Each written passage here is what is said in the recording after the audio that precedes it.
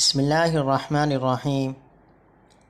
سیدنا عبد الرحمن بن عوف القرشی رضی اللہ عنہ نبی کریم صلی اللہ علیہ وسلم سے روایت کرتے ہیں کہ 3 چیزیں قیامت کے دن عرش کے نیچے ہوں گی، ایک قرآن اور دوسرے صلہ رحمی۔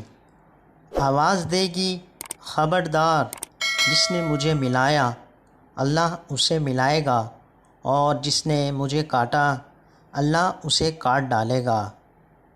اللہ تعالیٰ ہمیں قرآن مجید کے مطابق زندگی گزارنے کی توفیق عطا فرمائے اور دوسروں کے ساتھ صلہ رحمی کرنے کی توفیق عطا فرمائے، تاکہ کل قیامت کے دن ہم سب مسلمان اللہ کی بارگاہ میں سرخرو ہو سکیں۔